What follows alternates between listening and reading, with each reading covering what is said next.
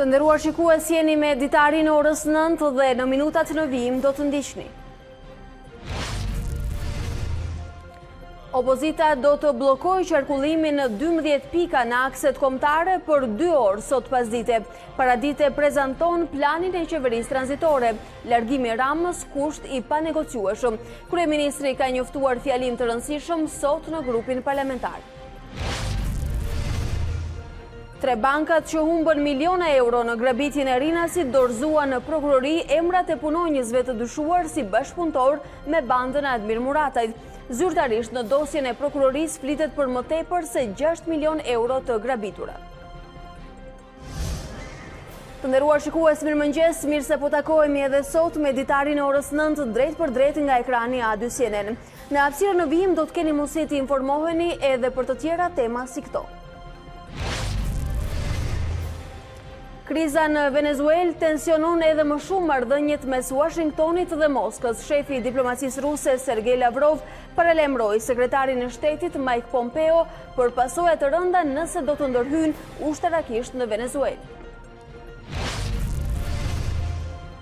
3-0 rezultati dhe mbrëmshmja u kthye në natë ëndrash për Barcelonën në Camp Nou.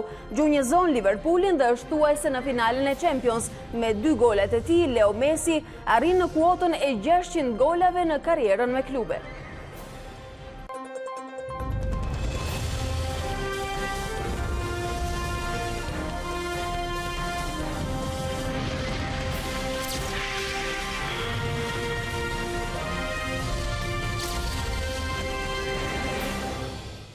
Të nderuar shikues të ekranit A2 CNN me aktualitetin dhe të rejat e orëve të fundit nga politika në vend, do ta nisim edhe këtë hapësirë të parë informative për sot këtu në A2 CNN. Sot pasdite në orën 18, opozita do të përshkallëzojë protestën duke bllokuar akset rrugore në të 12 qarqet e vendit. Si gjithmonë, në Tiranë bllokohet sheshi Shqiponja, në qarkun e Kukësit bllokohet aksi tek ura e Drinit, në hyrje të rrugës së Kombit. Në Shkodër, bllokimi kap rrugën që e lidh atë me Koplikun, ndërsa në Lezhë rreth rrotullimi i Milotit. Në kryqëzimin Burrel-Roshen Klos bllokohet qarkullimi për qarkun e Dibrës. Tek Plepat në Durrës do të bllokohet hyrja e autostradës dhe si zakonisht në Elbasan mbikalimi i Bradasheshit. Në Korçë nuk do të lejohet qarkullimi i mjeteve në hyrje të rrugës nacionale, ndërsa në Gjirokastër tek kryqëzimi që lidh qytetin me Përmetin dhe Tepelenën. Në Fier bllokimi bëhet në urën e Mbrostarit, ndërsa në Vlorë tek hyrja autostradës drejt Levanit. Javën e kaluar u bllokuan për 1 orë 5 nyje kyçe të akseve kombëtare në vend.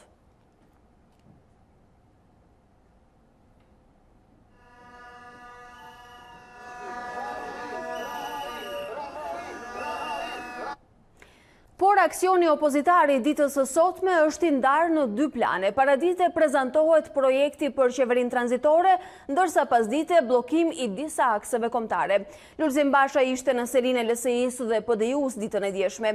Kreu i Partisë Demokratike deklaroi se largimi i Edi Ramës mbetet kusht i panegociueshëm. Lulzim Basha zgjodhi të shkonte vetë në shtëpitë politike aleatëve që nuk janë në grupimin e qendrës së djathtë, Monika kryemadit të LSI-s dhe Shpëtimi Drizit të PD-us, por të biseduar për aksionin e opozitës dhe projektin për një qeveri tranzitore. Nuk ka vendi, rëndësi ka ku vendi, apo jo?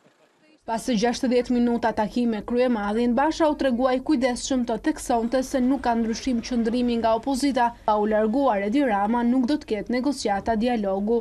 Asgjë nuk ka ndryshuar në qëndrimin e opozitës bashkuar dhe koalicionit ton politik, koalicionit më të madh, mazhorancës së re numerike, politike dhe morale të vendit. Largimi i Edi Ramës është kusht i panegociueshëm për të hapur rrugën dialogut politik që do të çojë drejt qeverisë tranzitore. Aksioni opozitar i së njëjtës i opozitës është i ndarë në 2 plane. Paradite prezantohet projekti i qeverisë tranzitore për zgjedhje të lira. Burimet e A2 CNN thanë se projekti do të përmbajë elementë që lidhen me rolin e policisë në zgjedhje, sjellje në mënyrë të organizuar të votuesve emigrantë dhe evidentimin e të inkriminuarve. Pasdite në orën 18 deri në orën 20, opozita do të bllokojë akset rrugore në të 12 qarqet e vendit. Nesër, nga ora 18 do të nis aksioni në 12 qarqet e vendit për bllokimin e akseve kryesore si një intensifikim, si një përshkallëzim mosbindjes civile. Kryedemokrati bisedoi për rreth 30 minuta edhe me kreun e PDI-u, Shpëtimi Drizi. Ky i fundit as e vendit ndodhet në një situatë emergjente. Je momenti që ne do të shpjegojmë para shqiptarëve se çfarë kuptojmë me zgjedhjet lira të ndërsuar barabartë dhe se si opozita ka projektin e saj që Shqipëria mas 30 vjetë të ketë zgjedhje të lira dhe të ndershme dhe të barabarta. Çdo opsion tjetër që dëgohet vërdall, sigurisht që do ta bëj akoma më të fort rupturën pra prishjen e sistemit demokratik në Shqipëri.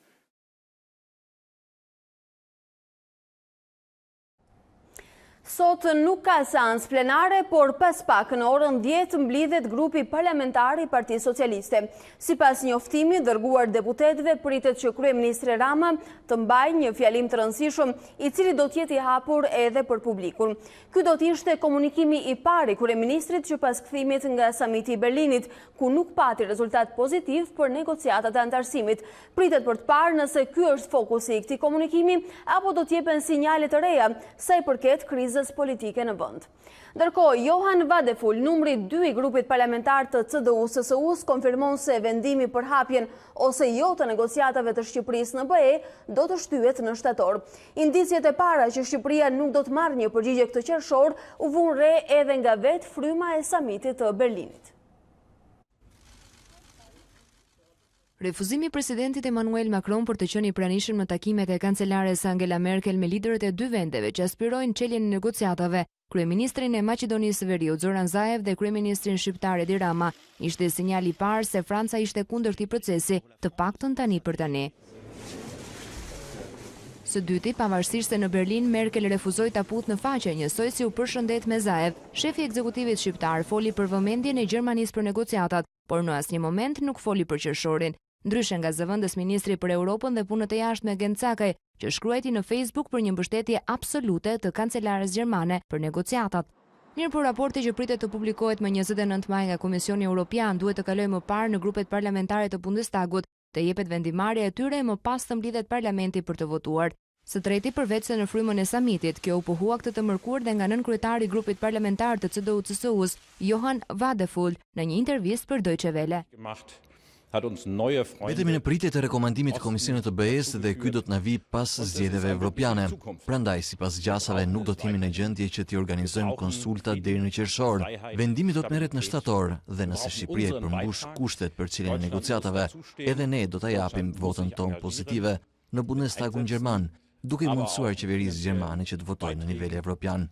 Në Berlin duket se sa më shumë se një çështje teknikalitetesh, kjo merr dhe ngjyrim politik. Zgjedhjet europiane janë në prag dhe aprovimi i kërkesës për zgjerim të BE-s tani nuk shihet me sy të mirë. Burimet thonë se mazhoranca është në dieni të një shtyrjeje të mundshme të procesit, por sipas saj nuk do të ketë një vendim negativ edhe pas verës. I vetmi që del nga rreshti dhe flet publikisht me nota pesimizmi është ish ministri i jashtëm Ditmir Bushati, që kohët e fundit ka shfaqur disa pakënaqësi. Sot shënohet 15 vjetori i zgjerimit të Big Bang në BE me 10 vende, një arritje historike pas luftës së ftohtë. 15 vjet më vonë, pranimi në BE i Western Balkans duket mjaft i largët, duke mos tejkaluar ende bushllëqet ekonomike dhe sociale, punë e papërfunduar.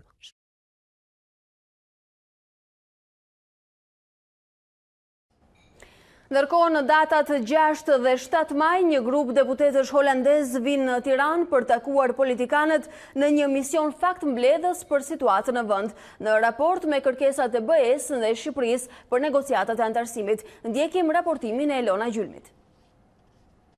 Situata e tensionuar politike, e curia e reformave kryesisht e asaj zgjedhore dhe asaj në drejtësi, do cilë në Tiranë një grup faktmbledhës deputetësh holandez.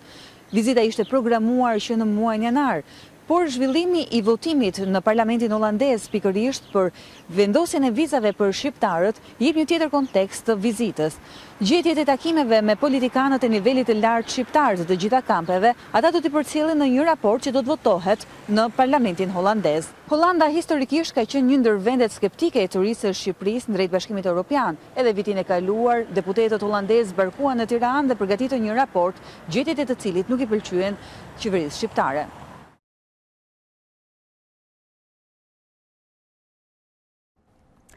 Kryeministri Edi Rama reagoi ndaj deklaratës së kryeministrit Haradinaj se ishte i vetëm dhe i ndjer informal në takimin me Merkel dhe Macron, pasi më shumë këmbgulnin Thaçi dhe Rama për heqjen e taksës sesa vetë presidenti serb Vučić. Në një reagim të gjatë, kreu i qeverisë pohoi se i kishte sugjeruar homologut kosovar Haradinaj të dëgjonte Merkel dhe Macron për pezullimin disa muaj të taksës për t'i dhënë mundësi rifillimit të dialogut me Serbinë dhe kësaj do të përfitohej edhe liberalizimi i vizave.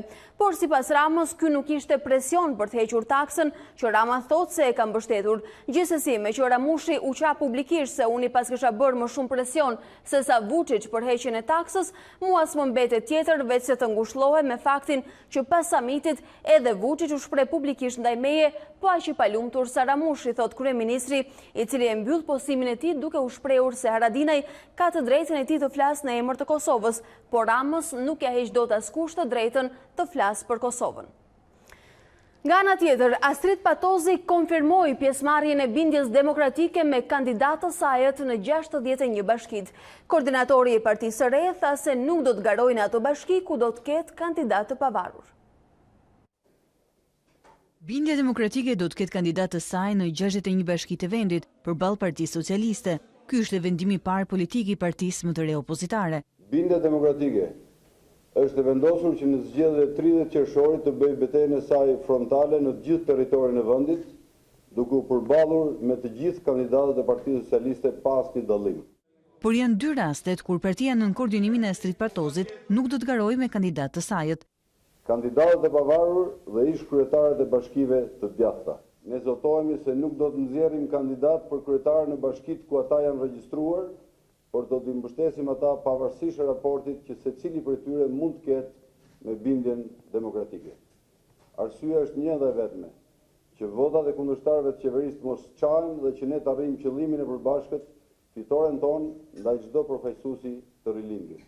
Pavarësisht se Partia Demokratike ku ka aderuar prej kohësh e etiketon Patozin si një pateric të Ramës, ky i fundit përcakton si kundërshtar të vetëm pikërisht kryeministrin dhe Partinë Socialiste. E për të komentuar dhe për t'ju dhënë një këndvështrim tjetër të gjitha zhvillimeve politike në vend, tashmë me mua në studio është bashkuar zonja Edlira Gjoni. Mirëmëngjes dhe mirë se vini. Faleminderit, mirëmëngjesi. Si e shihni panoramën situatën aktuale të politikës në vend? Nga ana e Partisë Socialiste tashmë kemi një fjalim të paralajmëruar nga kryeministri i vendit, ku sot ka një mbledhje grupit parlamentar, por nuk ka seancë parlamentare. Nga ana tjetër është ndarë në dy faza edhe aksioni i opozitës. Prezantohet plani për qeverinë teknike më konkret ditën e sotme dhe mosbindja civile vazhdon pasdite. Një ditë ngarkuar nga dy palët. Çfarë ju thon këto sinjale? Më thonë thjesht që vazhdimësia e lojrave, unë i quaj vetëm kështu, edhe e rënjes së çekiçit në popullsinë shqiptare, në qytetarin shqiptar vazhdon sipas një muzike që e orkestrojnë dhe i bien vetëm partitë politike pa pyetur fare se ku bien të gjitha pasojat e veprimeve që partitë politike bëjnë. Imagjinoj një ente pa seancë parlamentare, ndërkohë që jemi vetëm më pak se 2 muaj tani përpara zgjedhjeve lokale. Edhe pse ato quhen si zgjedhje që nuk e trondisin qeverisjen për shkak se kanë të bëjnë me qeverisjen lokale, në fakt janë më të rëndësishme se ato qendrore, sepse kanë të bëjnë me jetën e përditshme të qytetarit. Dhe fakti që quhen si të dyta, dhe unë shikoj vetëm të këtilla për shkak të si sillen partitë politike, atëherë do të thotë që gjithë vëmendja nuk është fare as të qytetarët, as të ne, as të kush tjetër, përveç se tek vetë partitë politike që shqetësohen për oborrin e tyre të vogël perandorak, do ta thoja, as politik jo më. Partia Socialiste ka kusuret e veta që nuk dim ku ti fillojmë e ku ti mbarojmë në keq qeverisjen dhe në keq menaxhimin e gjithë situatës, sikurse i ka precipituar dhe i ka dalë nga dora që përpara se sa digjeshin mandatet e opozitës. Nuk ka ditur ta menaxhoj. Dhe këtë e shikojmë jo vetëm në Shqipëri dhe në faktin që sot ne nuk kemi fare një seancë parlamentare, por e shikojmë edhe në sjelljen që kryeministri bëri në vizitën e tij fatkeqe, dhe me shumë hije të zezës, jo të grisë, do të thoja unë, javën e fundit me Merkel dhe me Macron. Çfarë ju tha takimi me Merkel dhe Macron? A pati një sjellje diferencues me kryeministrin përfaqësuesin e vendit ton edhe delegacionin ton, sepse kishte disa sjellje të cilat bënin diferencën nga vendi në vend, qoftë në momentin e takimit të parë që ishte pothuajse formal? Ajo për mua takimi me Merkel dhe Macron ishte asgjë tjetër përveç se vërtetësia e gjitha gjërave që ne kemi hamendësuar deri tani, që Shqipëria është izoluar së fundmi dhe nuk shikohet nuk ka fare asnjë lloj drite as të verdhë, jo jeshile, që do të hapen negociatat jo në qershor, po as në shtator është parashikimi im, dhe nuk është dashakeqësi, është thjesht të shikosh gjërat siç janë. Dhe gjërat siç janë dhe vendimi për të arritur në këtë lloj vendimi nuk është fare, nuk vjen as nga studiet televizive, as nga dashakeqësia apo dashamirësia ndaj qeverisë sonë, është pasojë veprimeve që janë bërë në Shqipëri nga politika shqiptare dhe sigurisht që qeveria do të ketë peshën kryesore të fajit, nuk e ka asnjëherë opozita. Vendimarrjen e ka në dorë qeveria dhe si pasojë sjellja, ashpërsia, izolimi, largësia me të cilën nuk prit Rama, është një tregues vetëm i fakteve që Shqipëria nuk është e mirëpritur. Jo tani, po ne dëgjuam fatkeqësisht, ishte shumë i hapur deklarimi që nuk ka as tani as më vonë. Ne nuk jemi më për një afrim të Shqipërisë të Bashkimit Evropian, por jemi për një zhvillim të vendeve të Ballkanit Perëndimor aty ku janë. Me fjalë të tjera, Afrika s'ka për të qenë kur pjesë e Bashkimit Evropian dhe Shqipëria bën pjesë në atë lloj në atë kategorizim. Mua mu duk sikur na hodhën mbrapa në kohë gjeografikisht të tilla me radhë më shumë se sa na konfirmuan në gjëra pozitive. Pra janë hapa mbrapa apo stagnacion? Jo, stagnacioni është kur ti e pranon një gjendje dhe thua që do t'u jap kohë që ju të përmirësoheni. Ky është hapa mbrapa sepse për mua ishte një lëvizje, nuk e kam dëgjuar të artikuluar, por për mua është një lëvizje tronditje themelesh asaj që shtonë Selanik në 2002, në fakt sepse tani nuk ka më ajo që Merkel tha nuk është konfirmimi i Bashkimit Evropian, i Ballkanit Perëndimor në Bashkimin Evropian, por është zhvillimi i Ballkanit Perëndimor aty ku jeni. Kjo është një shprehje që i thotë Afrikës që pas postkolonializmit. Po ta dëgjoj, po ta shikosh në kontekst me problemet tona. Sigurisht. Shikoj Alba, unë e shikoj në një kontekst shumë të gjerë se sa kaq. Shqipëria është shumë vend i vogël për të marrë seriozisht individualisht dhe Ballkani gjithashtu nuk është në një rajon kaq i madh problematik për Bashkimin Evropian sa të merret me ne dhe të kemi prioritet i saj i vetëm. Sot për sot Bashkimi Evropian Ballkani Perëndimor ka zbritur disa shkallë në prioritetet e BE-s për shkak të mos harrojmë gjendjen në Bashkimin Evropian, zgjedhjet që janë duke ardhur për Parlamentin Evropian. Shumica prej vendeve që janë skeptike, kemi Brexit, kemi rritjen e populizmit, kemi prioritetet e brendshme të secilit vend kanë ndryshuar, kemi një hapësirë shumë të që është rritur midis skajeve të majtave të djatha në Bashkimin Evropian dhe për fat të keq ato që po fitojnë terren janë skajt e djatha që janë anti zgjerim, anti BE të tjera me radhë. Atëherë ku do shkojë Shqipëria në këtë situatë që është? Dhe fati më i keq i joni është Shqipëria, jo vetëm që e shikon dhe e kupton këtë situatë, por luan kundër saj, sepse i vjen komode edhe qeverisë edhe opozitës, të themi të drejtën, që përderisa nuk shikon një dritë jeshile aty, atëherë mund të bëjmë se çfarë duam në kopshtin tonë. Atëherë Merkel dhe Macron morin liderët e Ballkanit sipas jush në këtë lexim që po bëni, por t'u thënë që ju këtu jeni dhe aty do të jeni dhe merruni me problemet tuaja, sepse në fakt kjo ishte edhe deklarata e Macron. Zgjidhni hallet në shtëpitë tuaja fillimisht. Është edhe një sinjal për qytetarët e vendeve që ato territorit, të themi të drejtën, domethënë ky është një sinjal edhe për francezët dhe për gjermanët, domethënë që nuk ka mos ta harrojmë që nga ana simbolike ishte pikërisht në javën kur bëhen 15 vjet nga zgjerimi i Bashkimit Evropian, kur erdhën 10 vendet e tjera në 1 maj në 2004-s, zgjerimi i fundit i madh i Bashkimit Evropian, 2007-ën pastaj u bashkuan Rumania dhe Bullgaria. Kjo ishte për të dhënë sinjal që nuk ka më, sepse akoma nuk e ka marrë vetë Bashkimi Evropian nga ky zgjerim i që ndodhi në 2004, dhe për të thënë që për të siguruar që nuk ka më zgjerime vende që na kanë veshur problematike të tjera që edhe i kemi, po edhe nuk i kemi në fakt si Ballkan Perëndimor. Po mos harrojmë që shumë dinamika edhe kanë ndryshuar dhe pavarësisht deklaratave që bën Merkel dhe Macron, duhet të theksuar që Ballkani Perëndimor në samitin e Selanikut, kur është premtuar që janë me jonë është në Bashkimin Evropian, këtu e 20 vite më përpara, është pothuajse ka qenë pretendimi i BE-s që ne të shkonim blok.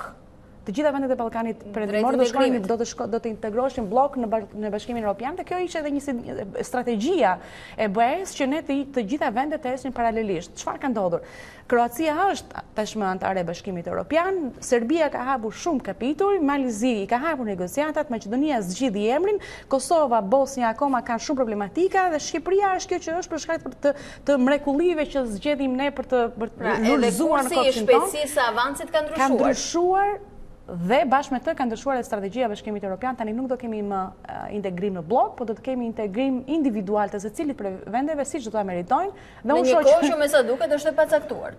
Sigurisht. Jo, mendoj që mendoj që deri në 2025-ën edhe nëse nuk do të jetë antare, kam përshtypjen që Serbia ka për të bërë hapa që do vazhdojnë të na lënë me gojë hapur edhe me gojë mbyllur njëkohësisht për shkak të avancimit që ajo bën me ngjelet që ne kemi.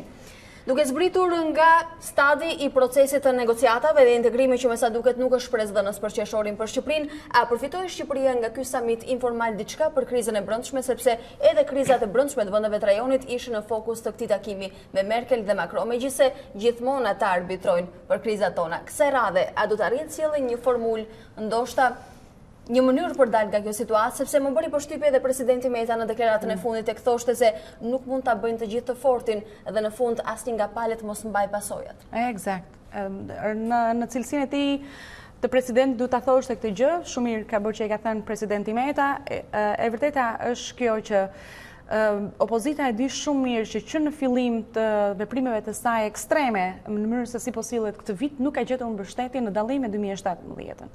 Kur në mënyrë të përsëritur ndërkombëtarët me delegacion pas delegacioni shpresonin, besonin kauzën e opozitës, se shikonin problematikën, dërguan delegacion pas delegacioni derisa më në fund kriza u zgjidh, çadra u mblodh dhe patemi një qeveri teknike. Ta shikojmë me kujdes dinamikën e këtij viti. Opozita nuk e ka marrë për asnjë moment të vetëm mbështetjen e asnjë ndërkombëtari, qoftë atyre që janë prezent në Shqipëri, qoftë që atyre që janë në Bruksel. As nga Washingtoni nuk e ka ardhur as mbështetja më e vogël për të gjitha veprimet që ka bërë, aq më tepër për ekstremizmin e saj të djegjes së mandateve. Ata janë dukur të tronditur pikërisht nga gjesti ekstrem i djegjes së mandateve. Si ta lexojmë këtë, Alba? Këtë duhet ta lexojmë si fakt që nuk jemi më në fazën e 2017-s dhe aksioni që dëshiron të ndërmarrë opozita tani për shpalljen e qeverisë teknike, për aksionin civil, për gjuha e ashpër, nuk është e mbështetshme më.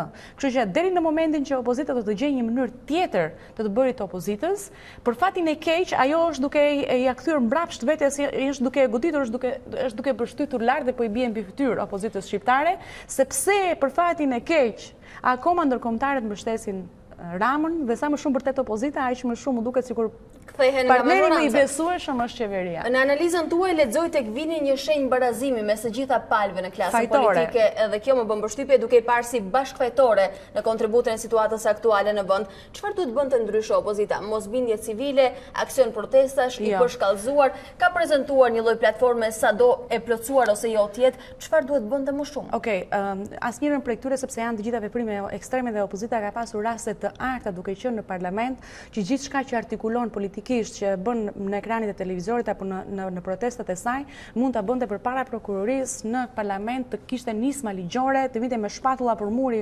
opozitën, majorancën me faktet që ka, çfarë mund të bënte? Ju e keni dëgjuar, justifikimet janë këto, drejtësia nuk funksiononte në parlament, nuk dëgjoheshin. Pse nuk funksionon? Nuk është e njëjta drejtësi, është e pamundur të mos funksionojë një drejtësi, sepse nuk është me 1 apo me 5 veta, është me më shumë se sa kaq. Nëse Partia Demokratike ose opozita nuk beson një pjesë të sistemit të drejtësisë, patjetër që mund të vinte veton e saj dhe mund të këmbgulte që nëse do të çonte disa raste përpara drejtësisë të krijonte një precedent, sigurisht që do të jepte një boost edhe vetë sistemit të drejtësisë, nëse vërtet do këmbgulte që të kapte një zyrtar, ta çonte deri në fund linçimin ose ndëshkimin e tij sipas drejtësisë, sigurisht me fakte, me prova dhe në mënyrë të drejtë, nuk e ka bërë. Pse nuk e ka bërë? Nëse për ju kishte gjasa minimaliste që të funksiononte sistemi i drejtësisë qoftë në një hallk, pse nuk e bën? Sepse është e përzierë dhe vetë për çfarë tjetër mund të mos e bënte. Ky sistem që kemi nuk lindi sot, nuk ka lindur 2013-ën. Sistemi i drejtësisë është një sistem i trashëguar. Njerëzit që janë aty nuk e emëruar në 2013-ën. E emëruar më përpara, i kanë shërbyer të gjitha sistemeve, të gjitha partive politike. Atëherë çfarë duhet të bëj? Prandaj them që është e pamundur që Partia Demokratike, LSI dhe PS-ja të mos i besojnë sistemit të drejtësisë. Sistemi i drejtësisë është fatkeq për njerëzit që nuk kanë akses në drejtësi. Po të trija këto parti kanë akses se zbën sepse këto kanë ndërtuar sistemin e drejtësisë. Përpasoj, nëse vërtet do donin që të vini një precedent, duhet që të merrni një zyrtar të tyre në mos të majorancës dhe të bëheshin palë me drejtësinë që ky zyrtar të bëhet shembull, ky ndëshkim, jo zyrtar. Mund të ishte edhe çështje që bëhet shembull, që ndëshkohen disa njerëz ose një praktikë e gabuar. As këtë nuk e ka bërë. Partia Demokratike nuk ka dalë kurrë të premtoj që në ditën që unë do të vi në pushtet, sistemi i drejtësisë, reforma në drejtësi do të kaloj në këtë lloj forme dhe pasojat e para do të jenë këto. Nuk e artikulon. Reforma në drejtësi vijon të mbetet mollsherri mes palëve, por çfarë duhet presim sot nga të dy anët? Majoranca ku paralajmërohet ky fjalim i rëndësishëm i kryeministrit që nuk e dim ende tematikën, nga ana tjetër kemi edhe zotin Basha me prezantimin e projektit më konkret për qeverinë tranzitore. Ky është gabime, okej, qeveria tranzitore, më pëlqen fjalia paraqitje programi, pastaj ngec pëlqimi kur fillon që thuhet qeveri tranzitore. Problemi i këtij vendi nuk është Rama, nuk është një emër. Problemi është një ngërsh që kanë krijuar të gjitha palët dhe duan të gjitha palët të ulen që të gjejnë një zgjidhje që nuk e kanë vullnetin për ta bërë. Dhe unë do doja që të dy edhe Rama edhe Basha të mos takoheshin më pas kuintave e në orët e zgjatura pas mesnatë ku nuk e di asnjëri se çfarë është diskutuar. Duhet bëj një diçka transparente mundësisht edhe pas zgjedhjeve. Të kaluarës apo takimeve që mund të kenë ndodhur në ndërkohë që ne flasim? Jo, ajo që kaloi, ajo që dim që kanë ndodhur, tani këto çfarë takimesh janë bërë jashtë Shqipërisë në këtë periudhën që ne jemi duke folur, nuk e dim akoma. Duket qartazi që keqkuptimet janë për gjëra madhore që prekin palët, por nuk prekin shqiptarët, kështu që sa më shpejt i zgjidhin ato mosmarrëveshjet e tyre personale, aq më mirë është për Shqipërinë. Ndërkohë që ne flasim, në të gjitha këto gjëra ndodhin, Shqipëria vazhdon të zbrazet, duam apo nuk duam ne. Shqiptarët vazhdojnë të mos e gjejnë dot të ardhmen dritën e jeshile, siç thash tek e nesërmja e Shqipërisë. Mënyrat e emërimeve, shkarkimeve, gjithçka që bëhet të demoralizon në një farë mase që nuk ka ndodhur më përpara në vend.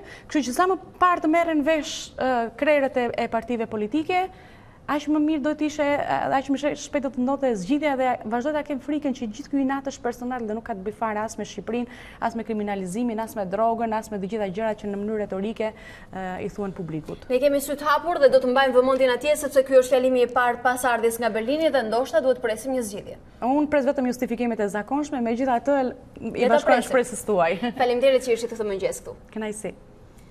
Nderuar shikues, ndërkohë vetëm pas pak në ekranin e A2CNN do të keni mundësi të ndiqni dëshmitë e Alkon Bengasit janë deri tani prova më e fortë e prokurorisë në hetimin për grabitjen e 9 prillit në Rinas, por ai nuk u ka treguar gjithçka. A2CNN siguron vendimin e gjykatës. Kriza në Venezuelë tensionon edhe më shumë marrëdhëniet mes Washingtonit dhe Moskës. Rusia kërcënon Amerikën nëse ndërhyn ushtarakisht. 3-0 rezultati dhe mbrëmshmja u kthye në natë ëndrash për Barcelonën në Camp Nou. Gjunjëzon Liverpoolin dhe është thuajse në finalen e Champions. Me 2 golet e tij, Leo Messi arrin në kuotën e 600 golave në karrierën me klube. Ne rikthehemi me të tjera informacione të nderuar shikues duke mbetur tek të rejat nga aktualiteti. Deklarimet e Alkon Bengasit janë deri më tani prova më e fortë e prokurorisë për krime të rënda në hetimin e nisur për grabitjen e 9 prillit në Rinas. Por ndonse ka pranuar të bashkëpunojë me drejtsinë, ai nuk u ka treguar gjithçka hetuesve. Detajet zbulohen në vendimin e gjykatës që la në burg 3 prej të arrestuarve, një kopje e të cilit u sigurua nga A2CNN. Gjykata për krimet e rënda ka vënë re pika të errëta në dëshminë e Alkon Bengasit, i cili para prokurorëve ka mohuar që të ketë modifikuar furgonin e grabitjes apo që modifikimi të jetë bërë në servisin ku punonte. Në vendimin gjyqësor të zotruar nga A2CNN, arsyetohet se Bengasi ka dhënë kontributin e tij konkret në realizimin e grabitjes. Deklarimi i të penduarit se ai i ka ndryshuar vetëm baterinë furgonit Chevrolet nuk rezulton bindës për gjykatën. Kjo për shkak se ndonse Bengasi pretendon se e ka parë ato me ngjyrë jeshile, e ka dalluar furgonin në videot e ngjarjes nga prapakolpi, në një kohë që mjetit ishte ndryshuar ngjyra dhe stema. Pra, vetëm një person që kishte bërë modifikime njihte detaje të tilla, arsyetohet në vendim. Në të njëjtën linjë, gjykata i referohet në vijim deklarimit të Bengasit se pasi kishte njohur mjetin në media, ai kishte shkuar tek banesa e Klement Çalës. Nuk kishte pse të shkonte atje kur ai nuk i dinte dhe nuk kishte marrë pjesë në detaje lidhur me ngjarjen, konstatonte gjykata. Sipas gjyqtarit Bib Ndreca, Bengasi kishte mjetet dhe aftësitë teknike për të bërë modifikimin e mjetit, madje ka marrë pjesë në takime me të dyshuarit si organizator të grabitjes, Admir Murataj, Klement Çala, Eldi Çala e të tjerë. Gjykata nënvizonte edhe faktin se vetë Bengasi ka deklaruar se pas ngjarjes ka fikur telefonin me pretendimin se kishte patur frikë. Po ashtu ai kishte ndryshuar vendbanimin nga Bradasheshi në Elbasan tek liçeni i Thatë në Tiranë, ku banonin Admir Murataj e Klement Çala pikërisht në kohën kur dyshohet se ka nisur të planifikohej grabitja në Rinas. 3 bankat e nivelit të dytë, paratë të cilave u grabitën në 9 prill në Rinas, kanë dhënë në prokurori emrat e personave të brendshëm të dyshuar si bashkëpunëtor në grabitje. Para 3 javësh nga grabitja, bankat kanë përcaktuar shumën e parave që sipas tyre arrin në mbi 6 milion euro. Emrat e mundshëm të bashkëpunëtorëve në supergrabitje në Rinas janë vënë në dispozicion prokurorëve të krimeve të rënda. 3 bankat e nivelit të dytë në vend janë përgjigjur kërkesës së prokurorisë në lidhje me shumën e parave që transportonin më 9 prill nga aeroporti i Rinasit, por edhe emrat e personave të brendshëm, të cilët dyshohet se kanë bashkëpunuar me autorët e grabitjes. Shuma e raportuar nga bankat arrin në 6 milion euro, duke shuar kështu zhurmën e madhe, se vlera e parave të grabitura në Rinas arrinte në 10 milion euro. Prokurorët janë ndarë në 2 grupe hetimi, një që lidhet me faktin penal dhe atë administrativ të ngjarjes. Një tjetër provë dorëzuar prokurorëve është edhe akt ekspertimi mjekoligjori të ndjerit Admir Murataj. Dilemat e ngritura pas ngjarjes se kush qëlloi mbi njeriu që organizoi grabitin e 6 milion eurove vijojnë edhe pas raportit mjekoligjor. I cilësuar se organizatori grabitjes mbante një maskë e cila është tashmë një provë materiale në duart e policisë. Autopsia tregon se Murataj u qellua me një armë Kalashnikov në syrin e djathtë, i cili e bëri të pa identifikueshëm imazhin e tij dhe solli vdekjen e menjëhershme. U desh ndërhyrja e familjarëve që të bëjnë identifikimin e kufomës, por distanca nga e cila është qelluar Admir Murataj mbetet enigm, bashkë me personin që eliminoi atë pak minuta pas grabitjes.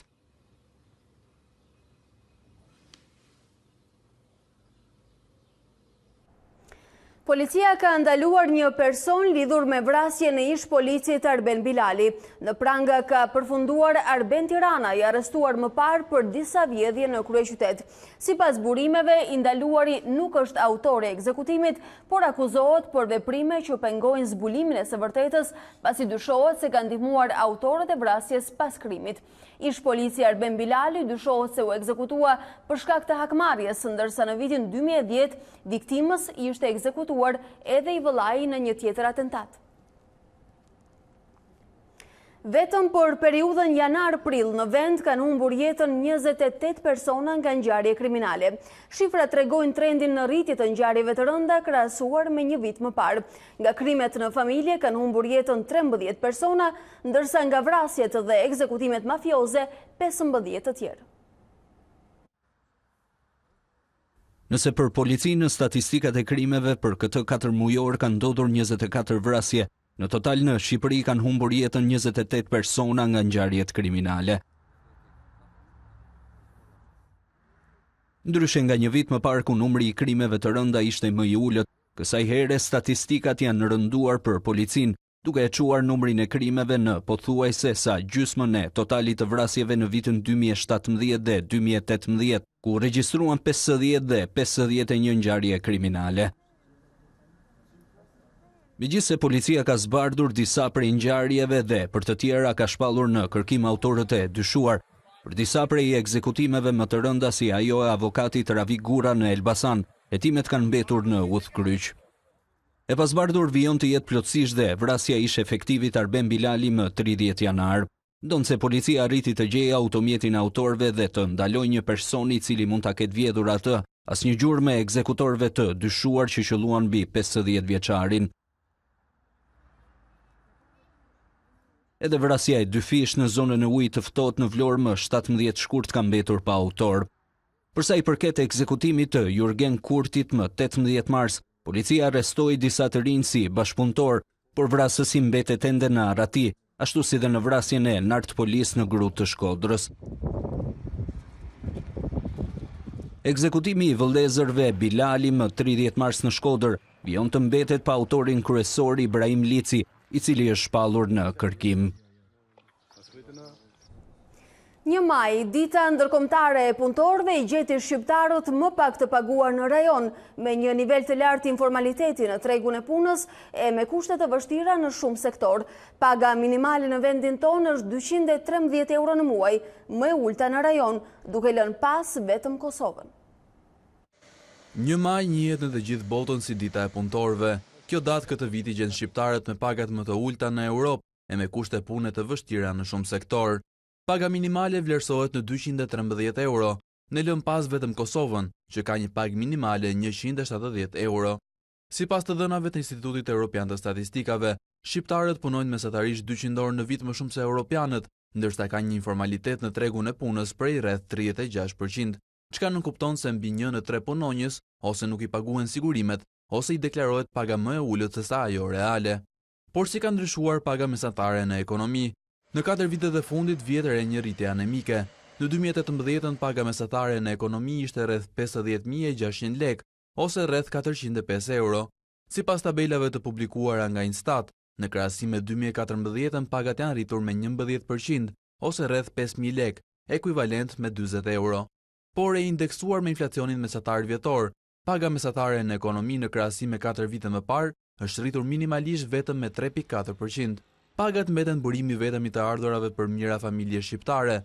Të dhënat tregojnë gjithashtu një diferencë të theksuar mes pagave në shtet dhe atyre në privat. Ndërsa punonjësit administratës shtetërore paguen mesatarisht me 63.200 lek, ata në sektorin privat paguen mesatarisht me 47.200 lek, pra me rreth 16.000 lek më pak. Të punësuarit në biznes janë rreth 5 fish më shumë se të punësuarit në shtet.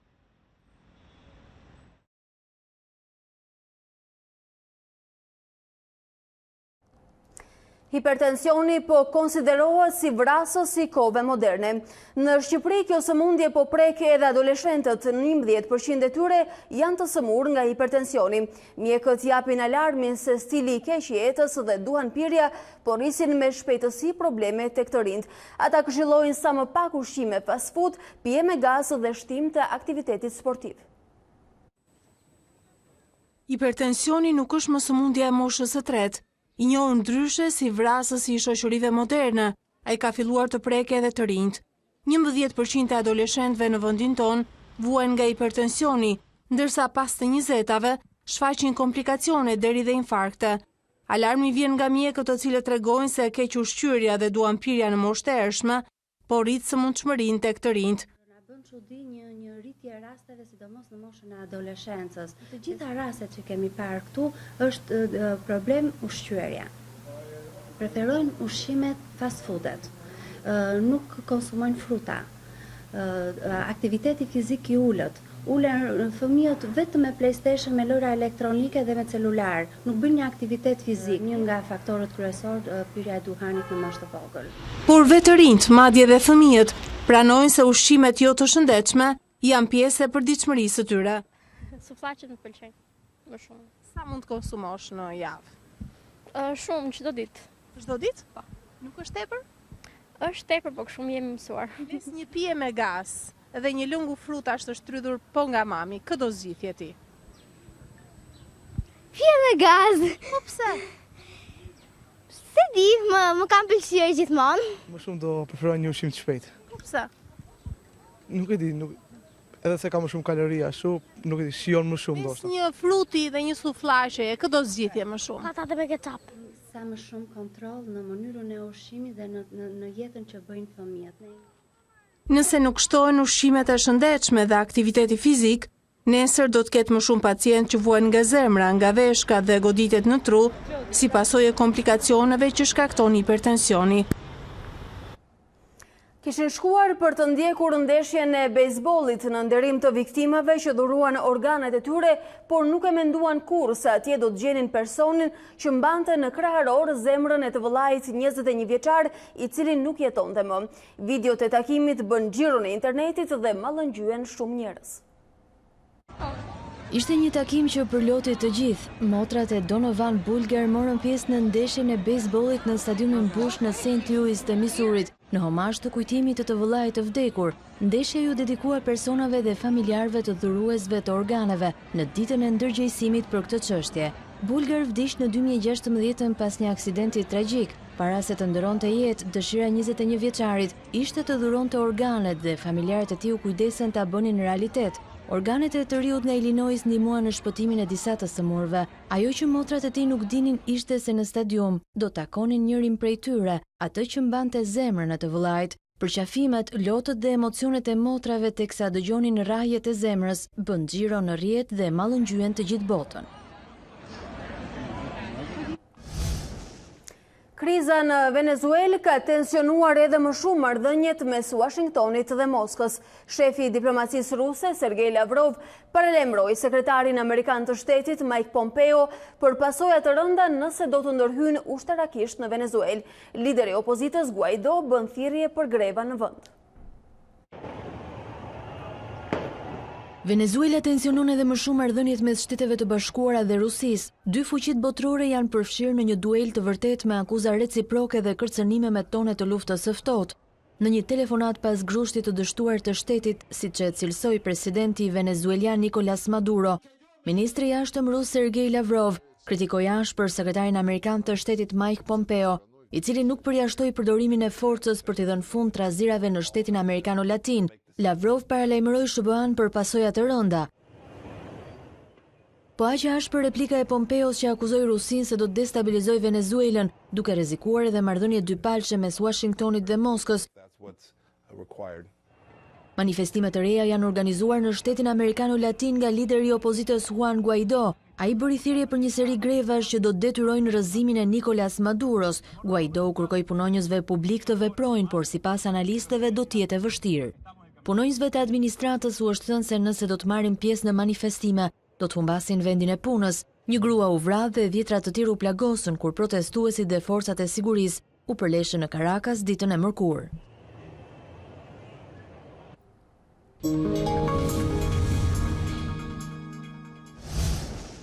Hapësira për zhvillimin nga sporti, natë ëndrash për Barcelonën në Camp Nou me spanjollët që gjunjëzuan Liverpoolin dhe janë thuajse në finalen e Champions. Katalanasi triumfuan 3-0 në gjysmë finalen e parë, rezultat i cili nuk tregon gjithçka sepse anglezët kishin shanset e tyre të shënonin dhe të evitonin humbjen. Luis Suarez zhbllokoi ndeshjen prej minutave të para, ndërsa në pjesën e dytë skena i takoi vetëm yllit botëror Leo Messi. Argentina si realizoi golin e dytë i ndihmuar edhe nga fati, por më tej shënoi një kryevepër nga goditja e dënimit. Me këtë paraqitje, Barcelona hipotekon vendin në finale me Liverpoolin që shpreson vetëm të një mrekulli në ndeshjen e kthimit. 2 golat ndaj Liverpool bëjnë që Leo Messi të ngjitet në kuotën e 600 golave në karrierë me klube, shifër identike me atë që arriti Cristiano Ronaldo pak ditë më parë. Ylli i Argentinas ka shënuar golin e parë me fanellën e Barcelonës eksaktësisht 14 vite më parë, më 1 maj të vitit 2008, në një ndeshje kundër Albaceres, për të përmendur edhe fakti se goli jubilar i Messit erdhi pikërisht në të njëjtën datë. Ecuria mbreslënse e kapitenit të Barcelonës nuk mbyllet këtu, sepse Argentinasi është lojtari që ka arritur të shënoj 26 gola skuadrave angleze, më tepër se kushdo tjetër, statistik identike me Cristiano Ronaldo, i cili e ka realizuar këtë përballë skuadrave gjermane.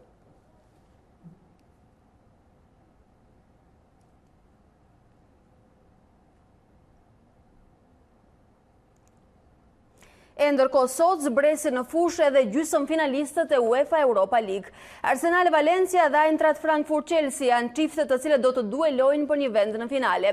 Arsenal vjen pas 3 humbjesh radhazi në kampionat dhe kërkon të dalë nga kriza pikërisht përballë Valencias, skuadrës që nuk njeh humbje në 6 takimet e fundit në Europa League. Në duelin tjetër përplasen 2 skuadrat, të cilat kanë shënuar më shumë se kushdo në këtë kompeticion. Chelsea përballet për herë të parë në Europë me Eintrachtin, ekipin që bëri mrekulli në gjysmë finale duke përmbysur fitoren 4-2 të Benficas në takimin e parë. Frikë dhe ankth për Iker Casillas, portieri legjendar i Portos u ndje keq stërvitjes së zhvilluar para ditën e së mërkurës. Sipas mediave portugeze, 37 vjeçari, kampion bote dhe Europe me Spanjën, pësoi infarkt në zemër. Casillas u dërgua me urgjencë në spital ku ju nënshtruan ndërhyrjes kirurgjikale dhe tashmë është jashtë rrezikut për jetën. Ish portieri i Realit të Madridit sapo ka rinovuar kontratën me Porton edhe për një tjetër sezon.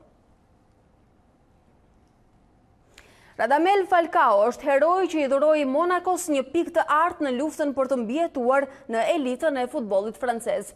Sulmuesi realizoi 2 herë në fundin e sfidës duke barazuar përballë Rennes, e cila kishte krijuar një avantazh të dyfisht që në minutën e 9. Me këtë barazim, Monaco mbetet 4 pikë larg vendit të 18 që të dërgon një kategori më poshtë, pozicion që aktualisht mbahet nga skuadra e Caen. 4 javë nga fundi, klubi nga Principata duhet të sigurojë të paktën edhe 2 fitore për të mos mbajtur shpresa tek hapat fals të rivalëve direkt. Meshkujt e Partizanit në volejboll janë vetëm një hap larg kurorëzimit kampion. titull që mungon prej 38 vitesh. Skuadra e trajnerit Ylli Tomori mundi edhe në finalin e dytë vllaznin e Shkodrës në një tjetër ndeshje spektakolare të fituar me shifra 3-2. Sikurse pak ditë më parë në Shkodër, rivaliteti mes dy skuadrave ka bërë që fituesi të përcaktohet vetëm në setin final. Ndeshja e zhvilluar në Pallatin e Sportit Aslan Rusi tërhoqi vëmendjen e qindra spektatorëve dhe tani më Partizani mund të mbyllë gjithçka pas 3 ditësh në finalen e tretë që luhet sërish në Shkodër. Skuadra kampione shpallet ajo që arrin të fitojë 3 ndeshjet e para finale sipas sistemit play-off.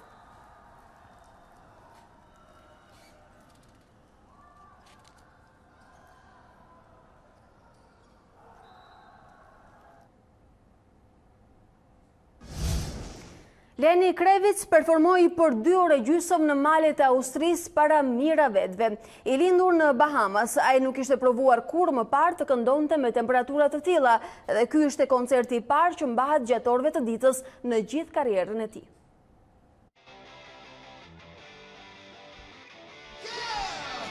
E kujt i kishte shkuar mendja se Leni Krevic, një person i rritur në Bahamas, do të mbante një koncert për 2 orë gjysmë në Austri.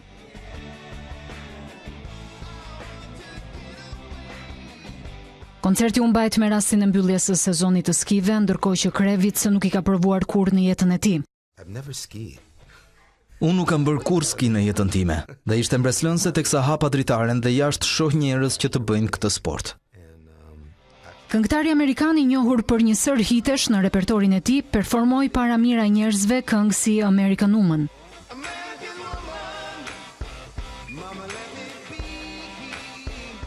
Më duhet ta pranoj se ky është vendi më i veçantë që kam performuar gjatë karrierës sime. Madje shtoj këtu se edhe orari i koncertit ishte më i hershëm i mundshëm, duke pasur parasysh që u mbajt në orën 1 pas mesdite. Koncerti u mbajt të martën e 30 prillit në 2320 metra mbi nivelin e detit. Jemi me një zhvillim të minutave të fundit nga aktualiteti. Gjykata për krime të rënda tashmë ka shtyrë për në datën 14 maj gjyqin për Admir Muratajn, i vrarë pas grabitjes së 9 prillit në Rinas. Armand Bajrami do ta jap më shumë detaje në këtë komunikim të drejtë për drejtë. Armand, mirëmëngjes, cilat janë të rejat? Gjykata për krime të rënda vendosi sot të shtyjë në një datë tjetër gjyqin që po zhvillohet këtu për Admir Muratajn, personi i cili mbeti i vrarë në grabitjen e 9 prillit në aeroportin e Rinasit. Edhe pse është një fakt që dihet botërisht tashmë që ai është i vrarë, për gjykatën për krimet e rënda duhet të ketë një akt zyrtar, një shkresë zyrtare që mandej edhe kjo gjykatë të vendosi me pushimin e këtij gjykimi. Kujtojmë që në këtë proces Admir Murataj gjykohet i veçuar në lidhje me 3 grabitje të tjera të parave të bankave të nivelit të dytë, në goditje të kryera në vitet 2015 dhe 2017. Kujtojmë që njëra prej tyre ka ndodhur pranë në zonës së trenit në kryeqytet, ndërsa 2 të tjerat në kthesën e Kasharit. Ndërkohë që në seancën e sotme, ashtu siç pohova, prokuroria nuk paraqiti as një skedë vdekje të Admir Muratajt, po ashtu as akte tjera nga dosja dhe po ashtu as certifikat të vdekjes.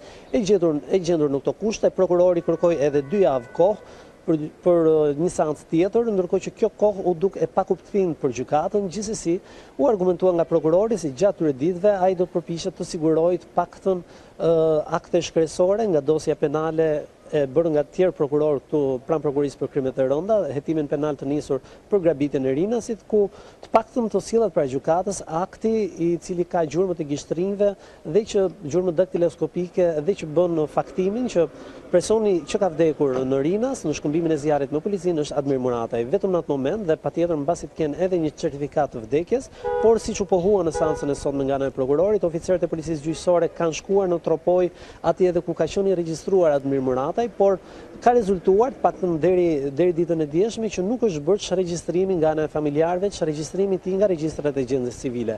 E gjendur në këto kushte, gjykata u detyrua që të shtyjë seancën për në datë 14 maj. Armand, në të tilla raste si kjo, çfarë do të thotë mungesa e certifikatës së vdekjes së viktimës?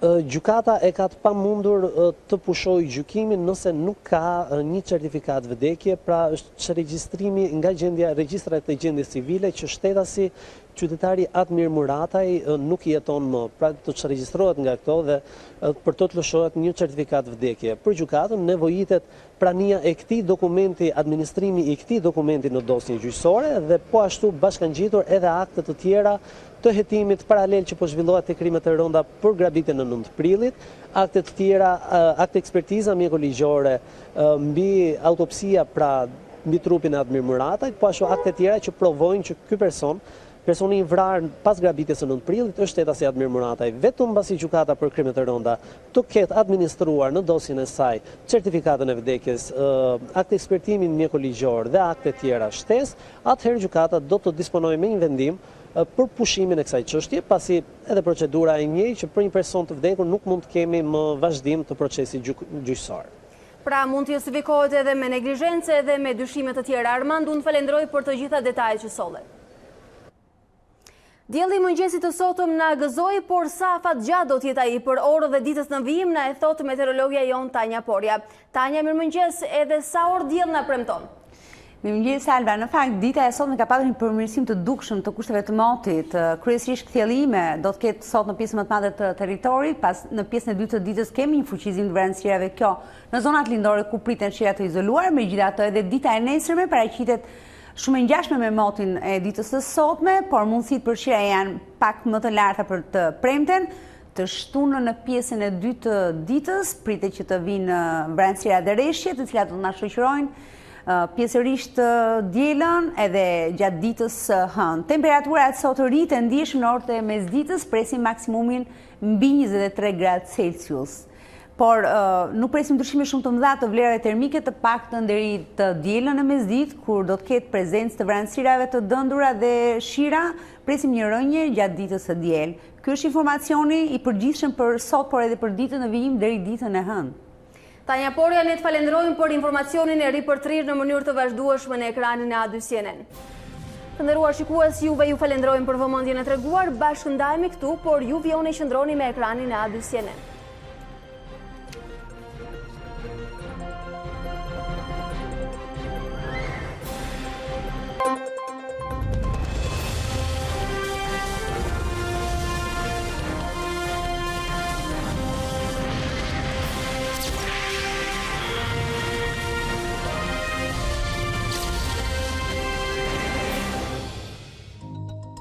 Unë jam Arlin Disa, ky është Ditari në A2CNN. Për të parë të gjitha videot e Ditarit, klikoni subscribe.